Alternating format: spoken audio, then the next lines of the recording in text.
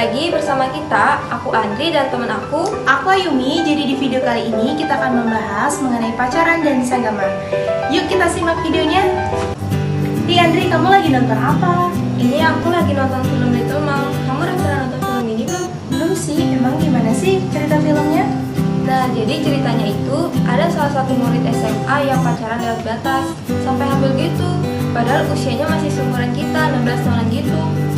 Ih, parah banget sih. Cowoknya mau tanggung jawab nggak? Nah, itu parahnya. Cowoknya nggak mau tanggung jawab. Ceweknya juga merasa malu. Orang tuanya juga pasti kecewa. Nah, dia pun memutuskan untuk menyembunyikan kehamilannya tersebut. Tapi lama-kelamaan ketahuan juga sih. Ih, parah banget sih cowoknya nggak mau tanggung jawab. Kasian juga sama ceweknya. Nah, dari situ aku bisa ambil bahwa kalau pacaran itu nggak baik dan dapat merugikan semua orang. Ya, bener banget. By the way, apa sih definisi pacaran menurut kamu? Nah, jadi definisi pacaran menurut aku sendiri adalah aktivitas dua orang yang berbeda jenis kelamin untuk mengenal satu sama lain dan membentuk hubungan yang romantis. Dan menurut kamu sendiri, definisi pacaran itu apa sih? Menurut aku sih definisi pacaran itu seperti persahabatan antara pria dan wanita yang saling mencintai, yang berkelanjutan sampai ingin menjalin hubungan suami istri. Oh, seperti itu. Terus bagaimana sih pacaran sehat itu? Nah, jadi pacaran sehat itu ada dari dua sisi. Yang pertama, sisi kehidupan remaja, yaitu berpacaran yang tidak menimbulkan kerugian di saat ini dan masa depan remaja. Contohnya seperti hamil di luar nikah dan tertular penyakit. Yang kedua, dari sisi agama, yaitu berpacaran yang tidak melanggar kaidah agama. Contohnya seperti kegiatan yang berkeinginan melakukan sanggama. Hah? Sanggama? Sanggama itu apa sih? Nah, sanggama itu adalah hubungan seksual yang sering dikenal dengan seks. Ada juga yang menyebutnya sebagai penetrasi atau penembusan.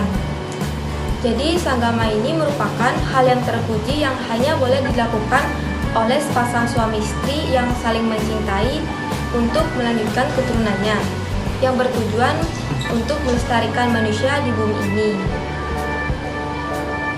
Maka karena itu, Tuhan memberikan kenikmatan bagi mereka yang melakukan sanggama untuk tujuan tersebut. Nah, selain itu, sanggama juga bisa menjadi dosa dan kehilangan arti mulia jika dilakukan hanya untuk mencari kepuasan sesaat. Oh, seperti itu. Lalu, bagaimana sih cara kerja sanggama? Jadi proses cara kerja sanggama yaitu dengan penis dimasukkan ke dalam vagina, biasa disebut dengan proses penetrasi atau penembusan. Hal ini sangat mudah dan nikmat apabila kedua belah pihak merangsang daerah erotis bagian badan dan alat reproduksi lainnya. Tindakan ini akan membuat penis menjadi tegang dan mengeluarkan cairan, sedangkan pada vagina akan membuka dan berair.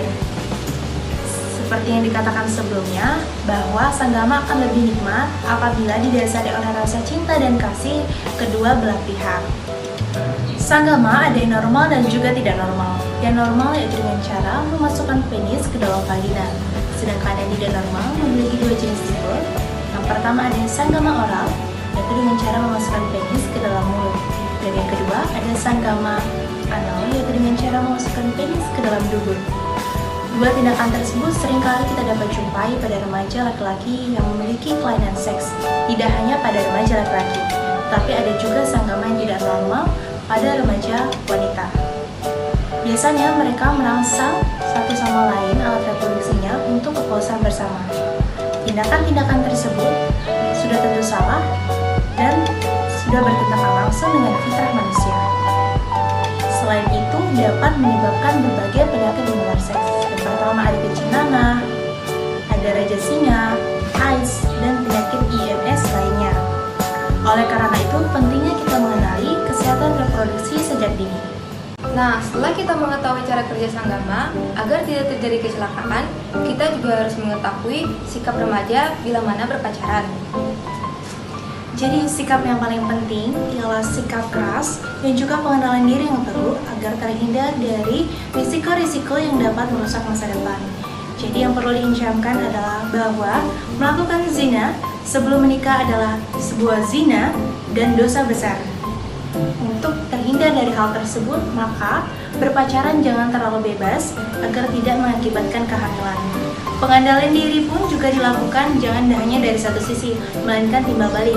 Seperti seringkali pada remaja laki-laki agak lupa diri, maka pada remaja perempuan perlu mengingatkan kembali dan jika mengajaknya harus bersikap keras untuk menolaknya.